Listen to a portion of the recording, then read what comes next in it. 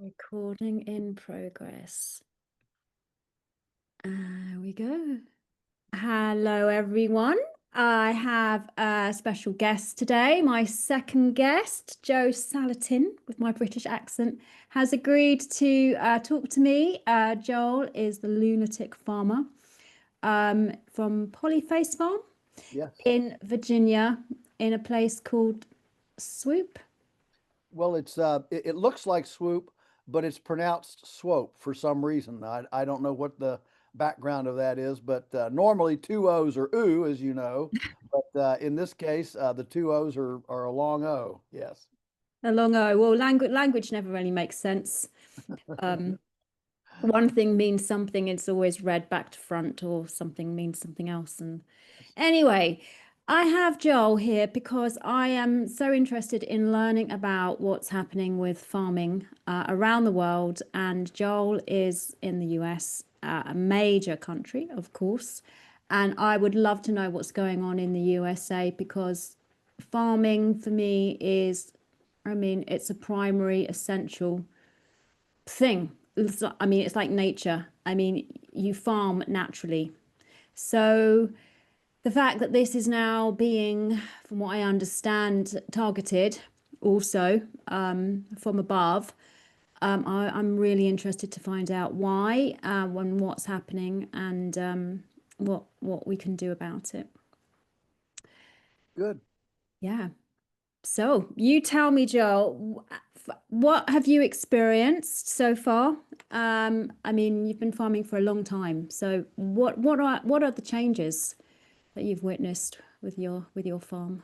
Well, of course the biggest change we've had. I mean, we have personal changes, we have cultural changes, we have consumer changes.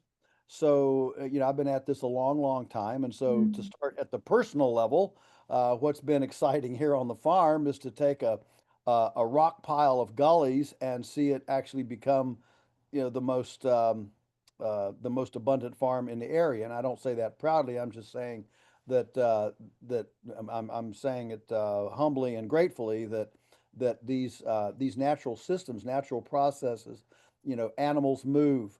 The soil grows from decomposing carbon, not Mm. chemical fertilizer.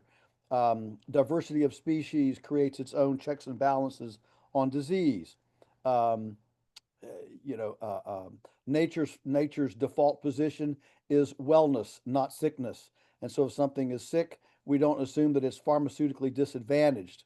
We we uh, we assume that we probably did something from Mm. a sanitation standpoint, a dietary, a stress, a something that broke down the immunological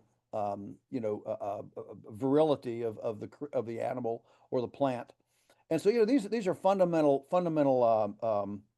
you know, uh, ideas that we have embraced. And over my lifetime, we've watched this farm literally um, increase its production by probably tenfold. Wow. And that's without planting a seed or buying a bag of chemical fertilizer. Right. So all I can Yeah. say is every year Mm. the the the the farm that we have that I'm immersed in uh, does not challenge my positions; it affirms my positions, Right. and I have become more and more adamant that about about the protocols that we've developed. So that's a very Mm. gratifying and exciting thing to be a part of, to Right. be a part Yeah. of that overall landscape healing. Yeah. Yeah. So that's kind of on the farm level. On the cultural level, uh, or let's say the political. Let's do the political level.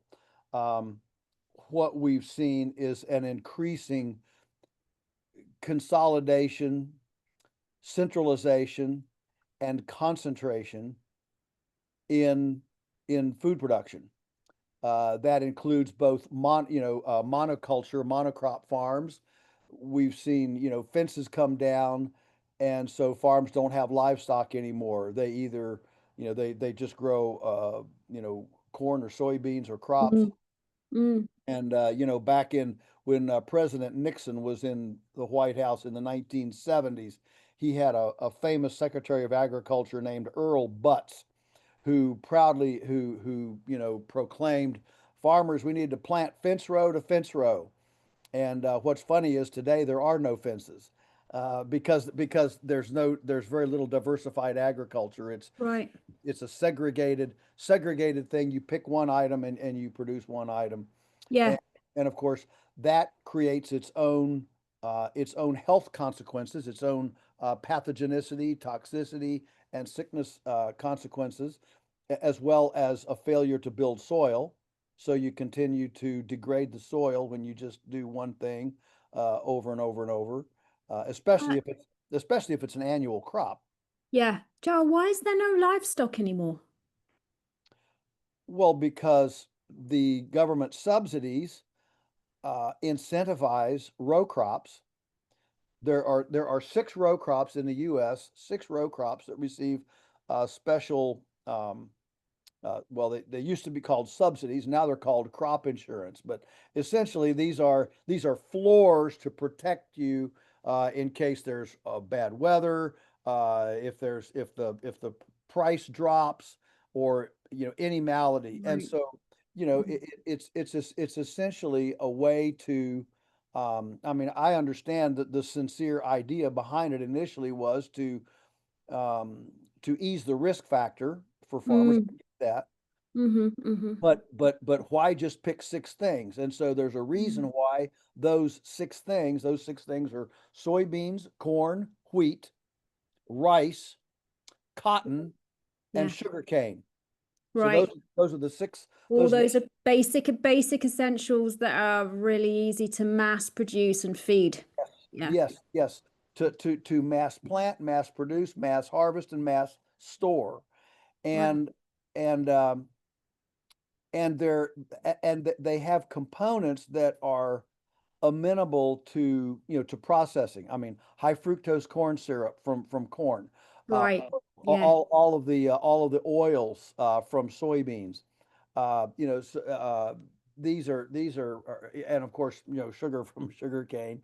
And so the perverseness of handpicking six items to Mm. kind of you know Hey, that's farm. That's farming there. make them special. uh, Right. that that that reduces the desire of farmers to be diversified, to Right. uh, Yeah. Yeah. a coterie of other things. Mm. So what we've seen, of course, in my lifetime is a tremendous consolidation within the food industry, to where now four, for example, in beef production, four companies control 85% of beef production in the U.S. Four companies control 85%. Madness. That is a It is. madness. It's complete madness. And so I think it's important. I don't want to go off on too far of a rabbit trail, but I think it's important to realize that nature. Right. So when people look at me, they always say, "Well, Yeah. how do you scale? Oh, Mm. you've got this compost run farm with all these different kinds of animals and diversity and all this, and so that's cute, but it's nice and warm and fuzzy. But how does it scale? Mm. Well, it scales by duplication, not consolidation. Right. If nature if nature Yeah. wants more tomatoes, it doesn't grow a great big tomato plant. It grows more tomato plants. Right. If Yeah. nature wants if nature wants another lamb, it doesn't make a great big sheep. Yeah. It has more lambs. Okay, Right. so, Yeah. so nature scales by duplication, not by consolidation. It's proliferating, Yes, yes. proliferating naturally. Yeah, of course. Yeah, Yeah. yeah. So you have multiple things. So our farm, for example, is far more productive per square yard than than monospecies farms, um, even though perhaps the production from one thing is not as much per square yard as somebody else gets from one thing. But when you add the four things that we do on that square yard, suddenly it's way, way more prolific, Mm, and abundant. mm. So that's kind of the the political uh, Right. the political What's arm. their reason for doing that? Like, I mean, if you know, you are an example of how to do it right. So what's the reason for changing from nature? I mean, what's the reason for changing things? I mean, humans have not been very nature friendly for a very, very long time. I mean, this didn't come with the advent of Monsanto and Tyson Foods. We have been destroying the ecology for Mm, a long, long, long, long, mm, long time. And I mean, from antiquity.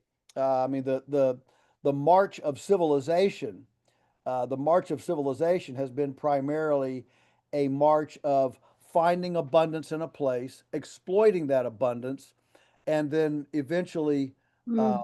uh, um, Not respecting it. eliminating that abundance and then moving Mm, on to another place. mm.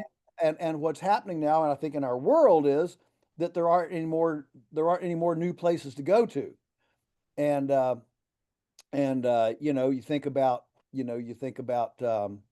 let's take how Great Britain found the Australia, the New Zealand, the Caribbean, the, Yeah. and even for that matter America, Yeah. and in the United States here, we started on the Atlantic coast and gradually wore things out and moved west. Go west, young man, go west was our Mm. mantra to find new lands, and so Yeah. the Use and exploit, and as yeah, opposed to just, you know, be use what you have and make that proliferate, which would have been the right thing to do. You yeah, know, well, organically yeah, well, grow. so yeah, yeah, so for the Mm, record, mm, I don't think that the human interaction with ecology is inherently negative. I think the mandate for us as humans is to come alongside nature, mm. actually massage nature into more abundance and flourishing than it would be Of than course. it would do otherwise. Yeah. So I don't think there's an inherent danger like some of the radical environmentalists think. Humans are like a scourge on the earth, and just because we have been doesn't mean we need to be or should be. Right. And Of course. the, Yeah. the fact is that the hands and our heads that have hurt things can also heal things. We just have to do a 180. Of course. Yeah. And, Yeah. and so then if we go, that's kind of the political element. So if we go to the cultural element, um, what's happened in my lifetime is for sure now a just uh, a movement of people that are starting to get fed up with lack of nutrition, with sickness. And so in our country now we have the MAHA movement, the Make America Healthy Again movement under Robert F. Kennedy Jr. And that is a huge movement. The other the cousin to that movement is the homestead movement. There is Mm. a massive exodus of people from the city back to the country, finding a little block of land, you know, Right. uh, um, ha Coming ha back to nature. yeah, yeah, and realizing that if the wheels are going to fall off, and the wheels falling off can mean different things to different people, but when you think of economic dysfunction, crime, uh, um, lack of clean water, fresh water, all those things, there's kind of a deep intuition, I think, in the human spirit that says if the wheels fall off, I don't want to be stuck in the city. I Mm. I want to be where I can grow a garden, Mm. I can have a Hmm. couple of chickens, I can drink out of a stream, Right. that sort of thing. And so in our country, and I think we're seeing this throughout the developed world, we're seeing a massive yearning toward toward returning to well, in Letting general, nature nurture us. yes, yes, We need nature. Yeah. and trying to disentangle Mm, disentangle from the system, from a right. dependency on the system, a Mm, healthcare system we can't trust, an hmm. economic system we can't trust, a military system we can't trust, Yeah. a chemical system we can't trust, a Right. I mean, you can just go down an education system we can't trust. So Yeah. we have a massive homeschooling movement, Mm, homesteading movement. It's all we have for the last several decades as as a sophisticated techno glitzy culture, we have basically worshipped at the altar of outside the home systems. right. Yeah. Life happens outside the home, Yeah. and Yeah. and now there's a disenchantment with that. And let's become home centric. Let's bring our food home. Let's bring our health Yeah. home. So we have, herbalists are Yeah. everybody wants to study herbs and have a little herb garden, Yeah. on their patio. I mean, not everybody, but Yeah. thousands and thousands. It's a movement. It's truly a movement of self care, self education, Yeah. self entertainment, self recreation, Right. and that is an exciting thing. So for us, all my life I have, oh man, we've got to market, I've got to sell, I've got to find another customer, I've got to, we've got to try to, and now suddenly the world is beating a path to our door and saying, yes, I want hormone free beef, I want Right.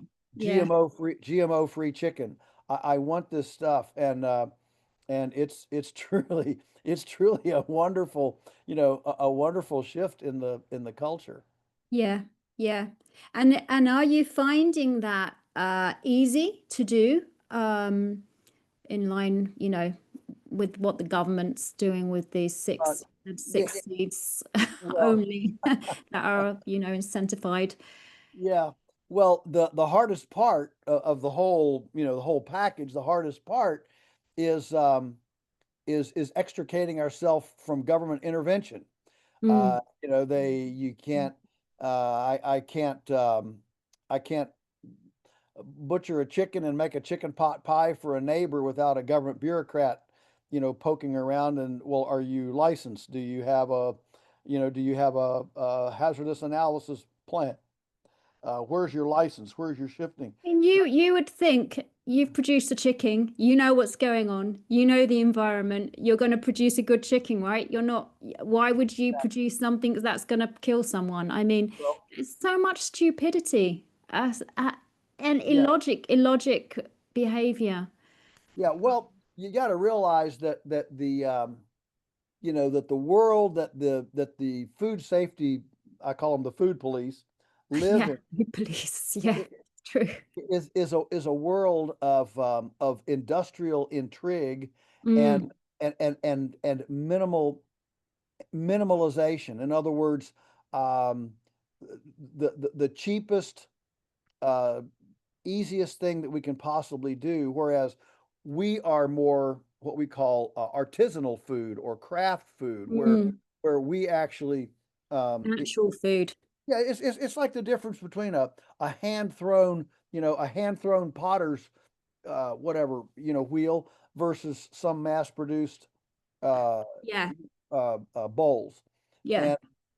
And so, yeah, you're right. We have a totally different, um, platform and imperative to, to take care of our patrons. We don't call them customers, even we call them patrons, like patron saints. Hmm. To take care of our patrons, Yeah. we don't just view them as, you Well, know you can't. You're a business as well. I mean, as credit cards. yeah, exactly. I mean, you wouldn't have a livelihood if you didn't take care of what you were producing, right? Um, so that, yeah, okay. So food safety is a problem in a Yeah, sense. yeah. The number one Mm, hurdle. So let me back up just a minute. The other thing that's really happened culturally in the last 50, 60 years is convenience food.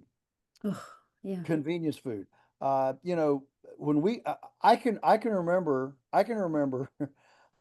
when you could not buy a boneless, skinless chicken breast at the store. You could Wow. only buy a whole chicken. And Wow. and if you wanted a boneless, skinless breast, you bought a whole chicken, you took it home, you took a knife and a cutting board, you know, and you cut out the boneless, skinless breast. Wow. Things And have you could, changed. yes, yes. Now half of our patrons don't even know a chicken has bones. You know, they Oh think we go out to the boneless chicken breast tree, you know, and pick them like apples and peaches and pears. Uh, wow. and and so in this period, so in the last 80 years, think about this. In the last 80 years, at least in the U.S., 80 years ago, when somebody bought a food item at the grocery store, half of that dollar or half of that, I guess, pound in Britain, half of that money would go to the farmer.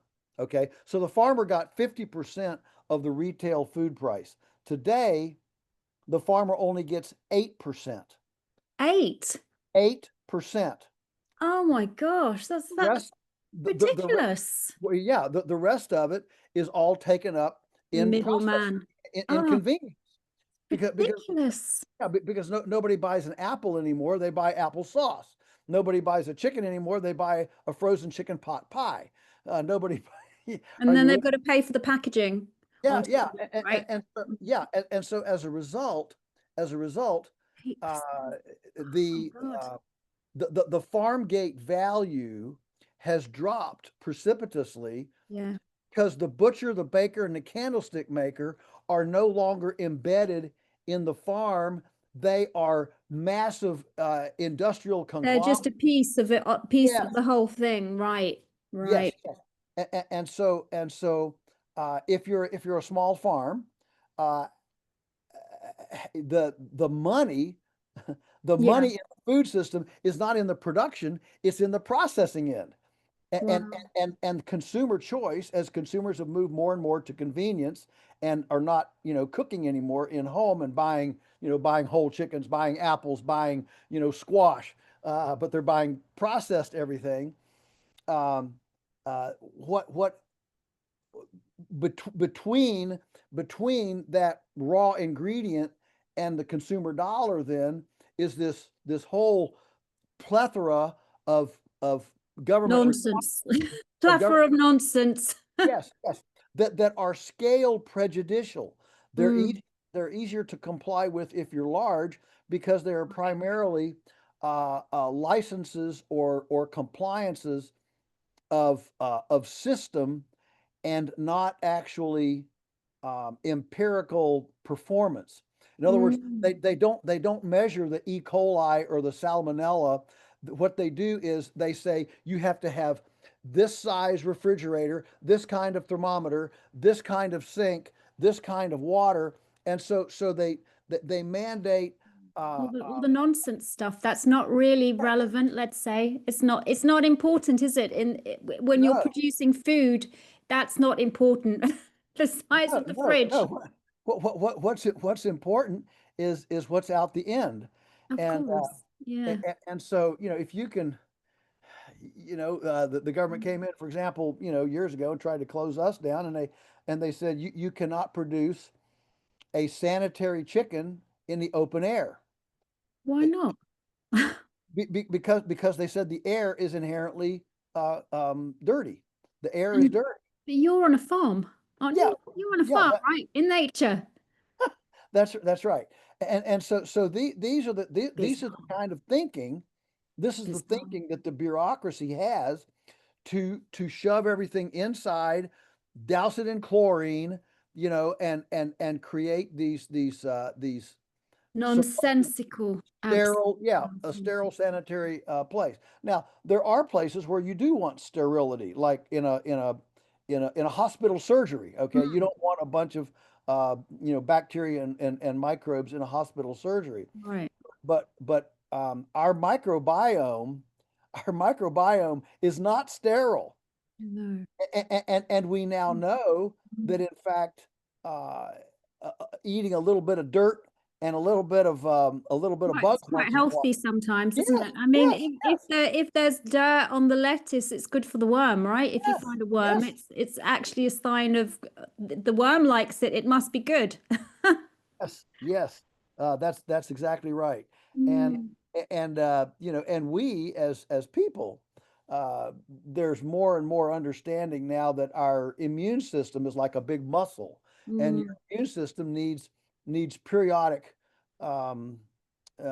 periodic. Yeah, you need to Whatever, get dirty sometimes, yeah, get your hands in, of course. Yeah, otherwise we don't keep up our immunity and we know we don't stay healthy, right? We don't actively use our right. antibodies. Right, your immune system becomes Mm, atrophied, just like an unused muscle, and right. then some little thing comes along, and suddenly you're in the hot you're in.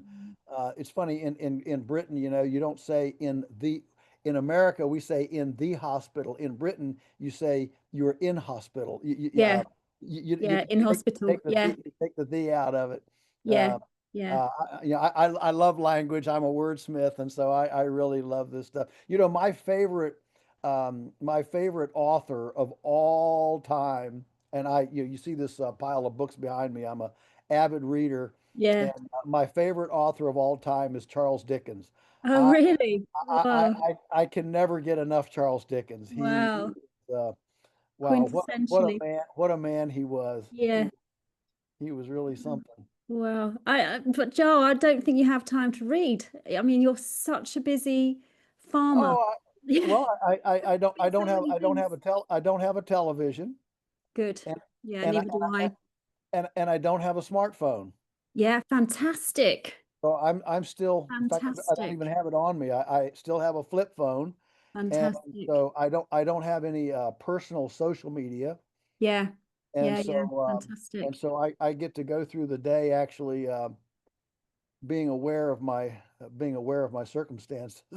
Yeah, yeah. And actually that's really good to hear because, you do move around, you get around and it's not like not having the phone stops you. Right. You're still everywhere and very on it. So that, wow, maybe I should try to get rid of my phone now. You've given Well, me so let me tell you what I have. Mm, What I mm, have is I have a flip phone. Okay, so I mm. do have a cell phone, but it has a hotspot built into it. A Okay, hotspot. right. Yeah, So when I travel, yeah, I travel with this laptop that I'm with you on right now at my desk. This laptop travels with me, and anywhere I am, anywhere in the world, yeah, in in about 4 clicks on that flip phone, I can have the hotspot on. The yeah, hotspot hooks me right up to the internet, yeah. and I'm right Perfect. in there. For me, Perfect. Yeah. Jade, for me, it's it's it's just enough removed Mm, that that I have to think about it. It's mm, okay, I'm going to get on the internet now. It's not like I'm connected all the time, and it's not like I'm carrying something around that even when it's off, it's listening to my conversation. right. I You know, know. how many times have I had talk to somebody, Mm. we're talking about puppies, and the next day their smartphone has 5 advertisements on it for puppy chow. Yeah. That Crazy. that's crazy. Yeah, that's Yeah. crazy. Yeah. I Yeah. don't want that. I don't want that kind of Surveillance controlling. Yeah. on your life, Right, basically, right, looking at right. everything that you're So doing. so I travel. Mm, I travel with the cell phone and the hotspot and the laptop, and it granted it's not as handy. It's not as handy, but for me well I did a bunch of seminars in where was I in Austria. oh, I'm you were sorry. in Austria recently. I'm sorry, in Switzerland. Oh, Switzerland nice. last year. I was in Switzerland. Well, I'm going to Poland in the spring, Oh, really? and yeah, Nice. and so so I travel around, Yeah. and so I'm in Zurich, and I've got to get to this place, and so I've got to take public transportation. Well, I don't have a smartphone. I don't I can't access all the bus lines and all that stuff very Mm, easily. So I go down to the hub and I say, and I just find somebody Yeah. I ask them, hey, I got to go here. Where, and they, oh, Good you, old-fashioned way is the the best way. old-fashioned way. It gets And you in fact, meeting people. right. In fact, and I got fairly close, but I wasn't quite there. Yeah. I wasn't quite sure where I needed to, where north and south was, and so I went to this lady. I said, hey, I've got to go to this. Yeah, I showed her my address. She says, oh, I'm going that way. Just walk with me. And Yeah. she took me down. We had a wonderful conversation. 3 or 4 blocks, and that's Yeah. instead of walking around glued to Yeah. my On thing. your own. Yeah. Yeah, yeah. And Exactly. so I just find a lot of humanity Yeah. uh, I in, know. yeah. I On the do. road. Yeah, right, right. Yeah, yeah, It's I think that it comes back to the same thing as what they're doing with farming, it's this taking away the opportunity to come together. I mean, for example, probably, I'm not sure of your particular farm, but farmers who can't afford to compete are not having the same interaction with customers and clients anymore. mm, It's becoming a very isolated, uh, yeah. perhaps that their voice isn't as heard. They're not seen as sovereign or important, whereas in the past, I'm presuming farming would have been a Yeah. major part of a village life, really, Oh, sure, sure. the I source. mean, in the distant past, certainly, Mhm. um, certainly America's history. I mean, Mm. I'm thinking of back, at the founding of our country during the, I don't want to talk about the revolution too much, but I'll just when we at in the 1700s when we extricated from Great Britain, at that time farming was that was the Microsoft of today. I mean, Thomas Jefferson said his vision for America was a society of um, what do you call them? Yeoman intellectuals. Mm. I mean, isn't that a wonderful word? I mean, think Mm. about a yeoman that's working physically during the day, and Yeah, then spends the evening in yeah. engrossed in intellectual Pursuits. Yeah. in literature and philosophical Mm. and so Mhm. that was the vision Wow. Look and at the world today.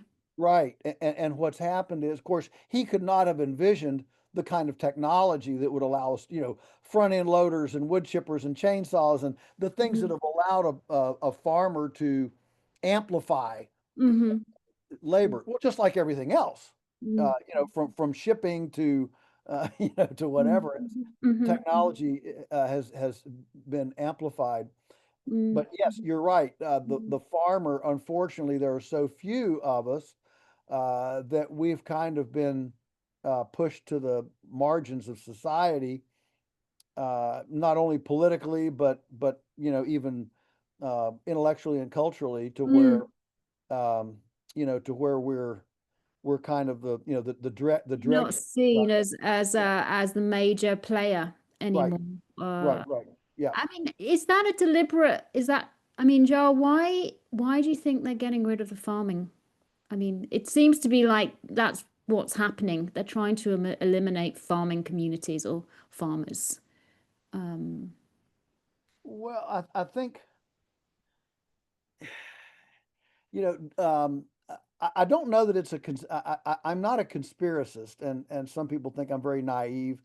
I just find that saying the word conspiracy, it puts you out of the conversation. What I mhm. I forget who said it, but there was a famous quote. A guy said, don't ascribe to conspiracy what can best be explained by stupidity." In other words, people get together, and I mean, look, there are a lot of people right now in the world. Take Mm, the World Economic Forum, if you want to, for an umbrella group right. that thinks we don't need livestock. We can manufacture all this in a laboratory, in a petri dish. Yeah. uh, Mm. Bill Gates, the whole idea of manufactured, it's the Star Trek, we're not going to eat anymore. We're just going to chug Breathe. this little laboratory made concoction of nutrient stuff, and Mm, we'll be fine. And mm, mhm. there's a lot of But people aren't fine, are they? I no, mean, no, no, at all. I mean, I, d- yeah, it doesn't really make any logical sense to the, ordinary day-to-day person. But no, no. it's not equaling fine. No, and of course, one of the things that we're seeing, I mean, the U.S. now, as you probably know, the U.S. is now the sickest country in the world. Our our our morbidity and our non-infectious disease rate is higher than any other nation in the world. Gosh, There are things where you want to be number one. You want to be the number one football team. You want to have the number one gymnast. You want to have the number one swimmer. You want the number. There are things that you like to be number one in, but mm, being number one in non-infectious disease morbidity is not where you want to be number one. no. And so these, to use the old proverbial slogan, these chickens are coming home to roost. I mean, Mm, our nation invented DDT. It invented factory farming. It invented genetically modified organisms. It invented, you mm, know, goodness, all these things. right. We didn't invent canola oil, but we did invent the idea that we should eat canola oil. Mm, And mhm, so, mm, we mm, invented margarine. We invented all these things, and so the one thing about nature biology is that it is very forgiving, and a lot of times it does take a while for the chickens to come home to roost. Uh, mm. Yeah. the sun has to go down pretty far sometimes before the last one finally comes in, but come in they Mm, will, and mm, they will eventually mm, find their roost, and right.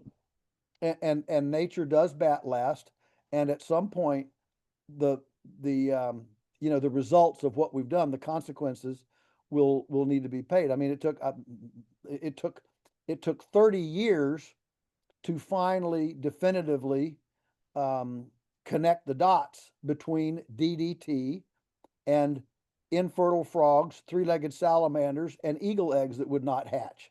That took roughly 30 years. And that's a long time. And now we're seeing the same thing with autism in the US now.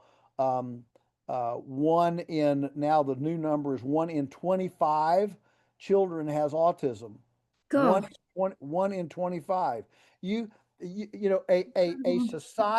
society cannot survive. It's not well. No, The no, organism's not well.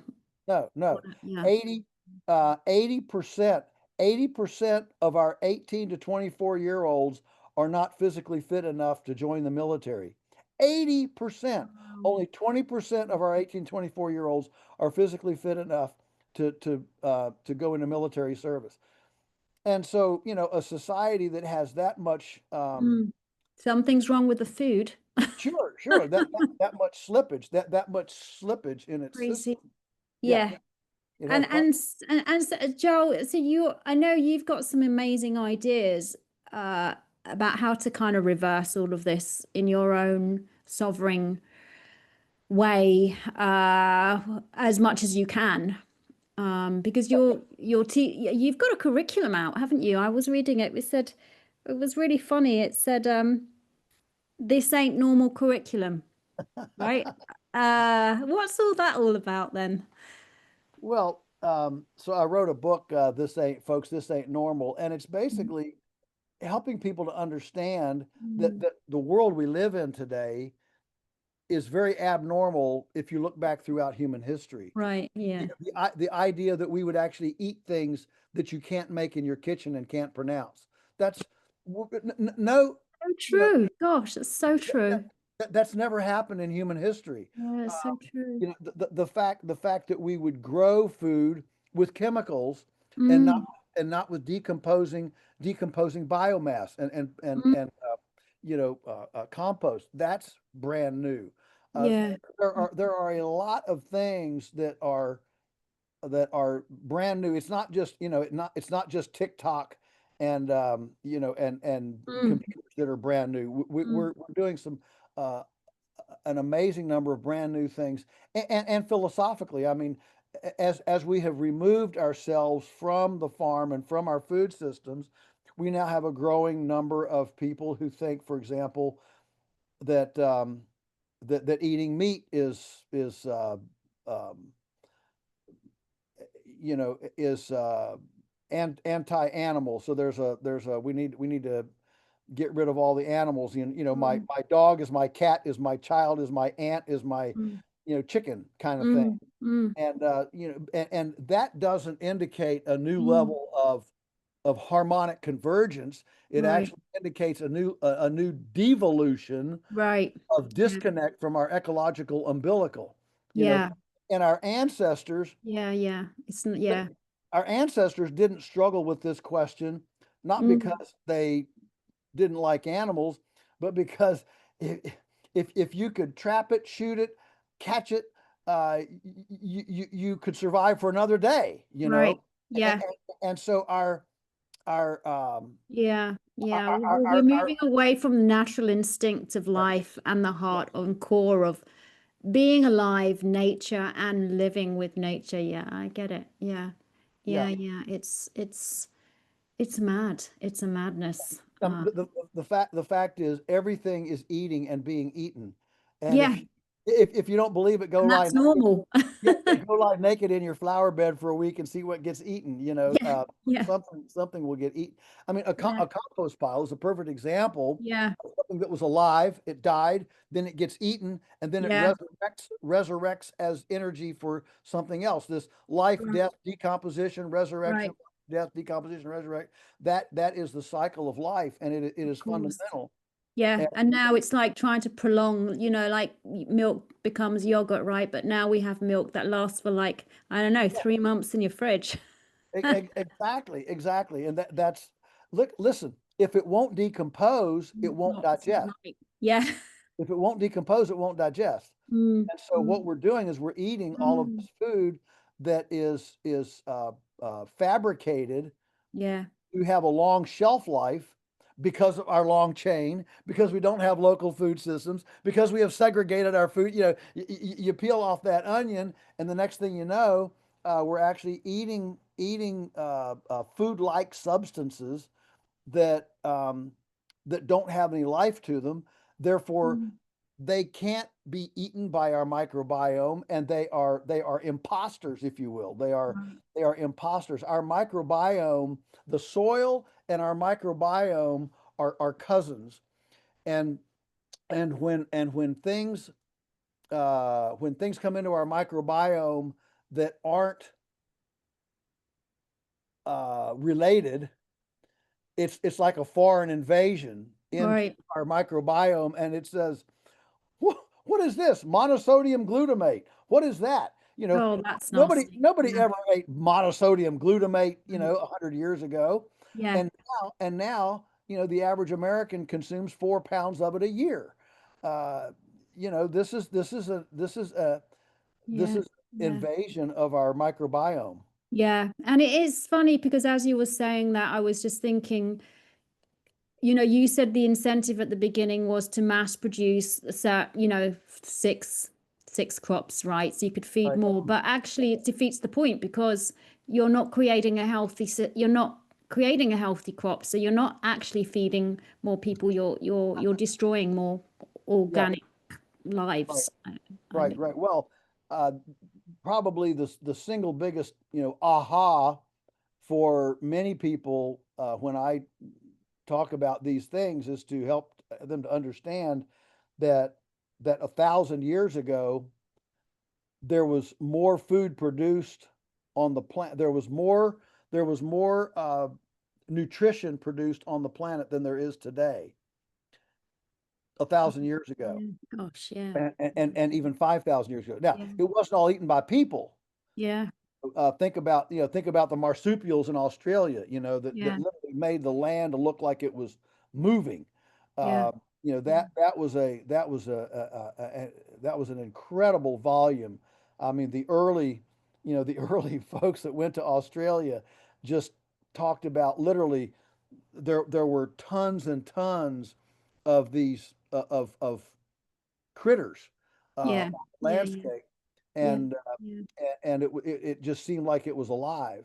But we And had, yeah, we had more. We had more going yeah, on. yeah, sure, we did, we had more, and the deserts were not as big. I mean, think about this, that when Rome was at its height, and the Colosseum, the main place they got their lions and baboons and all this stuff to entertain the people at the Colosseum was from Libya. Well, Mm. Jade, where do baboons live? Do baboons live in the desert? No, no, they live in the jungle. Okay, Yeah. so imagine Libya, and you know what Libya looks like today. Yeah, it's not a jungle now, is it? No, imagine Libya being a jungle. Yeah. So the destruction of nature did Mm. not start in modern times. It's been No. going on a very, very long time, which is Mm. you know which is why Mm. people like Alan Savory have developed tried to develop a new thought process, a new thought model, so that our decision making and our thinking would be different. And so that's where we need to go. Mm. Mm. And what do you, Joel, then have as ideas? Because I know you've got some really good ideas about, how to expand farming between communities and, help the average farmer. Sure. So I have basically I'm a one string banjo. I have one thing. I'm too simple to think that we've got to solve all this at once. So Mm. when I look at a complex issue, I say, well, what's one thing that we could do? Let's get on the page for one thing. And so my one thing is what I call a food emancipation proclamation. Mm. If you know American history, you know that Abraham Lincoln issued the Emancipation Proclamation in the Civil War to free the slaves that were in the South. Mm. He Right. emancipated the slaves, right? Yeah. Well, today, Jade, we have an enslaved food system to an Mm. industrial, corporate, bureaucratic government uh, uh, complex that won't allow direct neighbor to neighbor food commerce to happen without asking the government's permission. And Insane. yeah, and I'm suggesting that if you and I, as two consenting adults, want to exercise freedom of choice to Mm. give our microbiome Mm. agency over its provenance, Mm. these are all powerful, phrases, Mm. able to engage in a food transaction without asking the government's permission. But we can't be sovereign individuals over our own bodies, Yeah, yeah, basically. and we have now modern models to show how this can work in, for example, Uber and Airbnb. Mm. So, if 50 years ago I had told you, you know what, I'm going to go to Calcutta and jump in a car that's not marked taxi and Mm. say, driver, take me to, the museum, and I'm going to trust him to take me there. Uh, you'd say, "What are you? No, no, no! I'm waiting for a taxi. I'm wanting a guy that's Right. been to Yeah. chauffeur school, that's got a car that's licensed." Da, da, da, da. Well, Yeah. what made you Uber possible was the internet, the democratization of real time vetting, to where if you're a terrible passenger, you don't get picked up, and if you're a Right. terrible Yeah. driver, you don't get any passengers. But it's real time vetting, and Yeah. and Transactions face to face when you need it. Yeah. yeah, yeah, and the democratized ability to return the butcher, the baker, and the candlestick maker to a global voice via democratized information transfer has enabled something like Uber to progress. Airbnb, same thing, same thing. And so our food system, here's the deal. Our food system was the last economic sector in the developed world to industrialize. We industrialized transportation, communication. We weaponry. We industrialized a lot of things. Food was the last thing to industrialize. Mm. In the evolution, in societal evolution, because it was the last economic sector to industrialize, it will be the last one to deindustrialize and join the information age. So Uber and Airbnb are symptoms of the new liberty and freedom that comes with democratized information. And so it is time for the culture, for the society to realize if we want a viable sustenance in the future, we need to decouple it also from the industrial paradigm and move to an informational paradigm in which informed consent and informed buyers decide what they want to buy. Look, if you want to go, and if you want to, some choice would be nice. If you want to go live on, on Coca-Cola and McDonald's, that's fine with me. Okay, I don't have any problem with that. But if I don't, I need to have the freedom to opt out of that system and make my own choice for my own body. And you don't have that at the moment. Really. We don't have that at the moment. We don't have that at the moment. Yeah, I understand. Yeah, it's crazy, isn't it?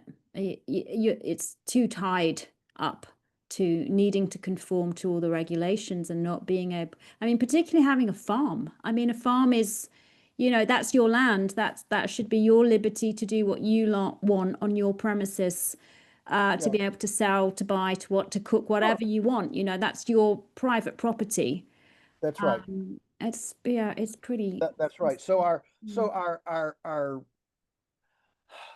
our move to create the public has overridden the flip side of that coin to protect the private. Right. If all you do, if you eliminate all private protection under the guise and in the name of protecting the public, then you eliminate all private decision making. Yeah. And that's primarily where we are now. People go in the grocery store, they say, "What do you mean I don't have choice?" Well, it all comes out of the same spigot. They just slap another brand on it. Whenever there's a product recall for something, look at the brands that got recalled. There's 20 brands. Well, what that means is it all came out of the same funnel. They just, okay, all right, now put the red and green one on. Okay, now put the blue one on. And they're just changing the labels. Yeah. It's all the same stuff. Yeah. It all tastes the same. Yeah. Whichever brand you buy. That's right. And so you are leading this movement, let's say, and now speaking around the world and trying to help farmers emancipate their livelihood. Yes. Essentially. Yes. What I'm asking for, and I'm not reluctant to say, I'm looking for a 30-minute pitch platform with President Trump. I can't think of something, and I don't hate him or whatever, like him to. I mean, I'm nonpartisan that way, but he is audacious for however you want to say. Trump is audacious. Absolutely. And he's audacious, and I can't think of a more Trumpian thing than for him to come out and issue a food emancipation proclamation and say, you know what? From now on, if two neighbors want to engage in a food transaction, the government's not going to interfere in that. You guys just go ahead, have at it. And if that would happen, we would have thousands of small-scale entrepreneurs join the food system and begin immediately chipping away, probably pretty aggressively, at the food oligarchy. Change the world. and it would change the world, and it would create a way for farmers to now re-engage with the convenience food dollar, with that other 42% that they used to get. Now they could actually get 100% of that Yeah. consumer dollar. Now suddenly a very small farm of 5 or 6 hectares could actually make a living by giving the consumer the convenience that the consumer wants, but actually doing it at the farm gate level. So the farmer and the farmer's family gets to actually bring all the way to market what that farmer has produced. Yeah. And actually know what the consumer wants face to face. Yes, Yeah. absolutely, absolutely. Um, Yeah. which is essential for evolution. Yeah, well, innovation Yeah, always happens, at the smallest scale, of and course. Yeah. so it's the experimentation and the innovation that's going to happen at the cottage level, Mm. not the industrial level. Of course. Yeah, yeah. Bringing it home, as you say. Yes. And are farmers changing? I mean, is there a growing group of you? I Oh mean, yes. do you Oh see yes. this mentality? Oh yes. Yeah. Okay. There are thousands of farmers like us that are just Fed up. they're like a horse ready for the race. Mm, He's in the blocks, mm, and if the farmer mm, were free to sell to his neighbors or her neighbors, I don't want to get sexist on this. If the farmer were able to sell to neighbors, mm, that horse would bolt out of that chute, and we'd have a whole different horse race going on mm, mhm. in the food system. And wouldn't it be a fantastic world? You'd have Oh choice, yeah. you'd have Oh yeah. different foods, and the economy would blossom. I mean, Yes. food would Yes.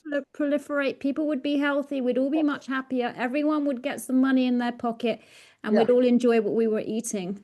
Yes. Um, Yes. Absolutely. Absolutely. All Completely organic system. Yeah, yeah. All the only people that would lose would be the great big industrial food system. That would be the only people that would lose. Yeah. But hey, Well, they can come and participate, you know. that's right. That's right. There's probably a lot of those guys that love to start their own little brand and business too, Exactly, in exactly. their neighborhood There's and not room have. for everyone in your model. There's room for Absolutely. everyone. That's exactly right. Um, That's so exactly. wow, gosh. And so you're taking this well, how do I say it? Your ideas around the world also. It's not just in the US, right? You're, as you Oh said, yeah. you're traveling around to all these different countries talking about the same thing and Yeah. hoping to get, well, as a global movement, that would be pretty good, Yes. wouldn't it, Yeah. to get it It sure to a would. global level. Yeah. What's interesting is the the um the second and third world, and I hate to use that terminology because it sounds so elitist, but Africa, South America, Indochina, God, they need help. for They that need matter, even communist China, mm, they don't have these kind of mm, restrictions. I'm going to Poland, mm. and I'm told that, and I'll find out when I go there, but I'm told by my hosts there that in Poland they have an exemption for direct sales. Oh, That do they? Yes, Okay. that if you Mm. are engaging in direct sales, what we call in the U.S. an end user, in other words, it's the final buyer, that you're exempt from all these regulations. That'll be interesting to see because my Mm. understanding is that the EU really clamped down on this, and Yeah, I'm surprised to hear that yeah, because uh, I am too. So I will see. Don't take this and run with yeah, it. But that's what he told me, and we'll see how it is. But right. Mm, um, but in many countries, the problems I'm describing don't exist. mm, mm, Anybody can. I mean, in Mexico, we had an apprentice from Mexico, and he can make anything he wants on his farm, and pull off on the side of the road in Mexico City sell it. and sell it with no regulations whatsoever. Mm. Now he can't go into Walmart, he can't go into the grocery store, but Yeah. direct individuals, he can sell it. Yeah. Yeah. And so this is the way it is in many countries, but not in, not in the most, the European, the Yes. American and Yeah. Australian, New Zealand, the what are known as first world Yeah. countries. Yeah. And and guess what? Those countries don't have the levels of diabetes and cancer and Yeah. autism. I mean, autism doesn't even exist, Yeah. in those countries.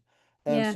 so Yeah. clearly, we're messing around with the food in an unhealthy way. Mm. Mm. Wow, Joel, you've got a big job.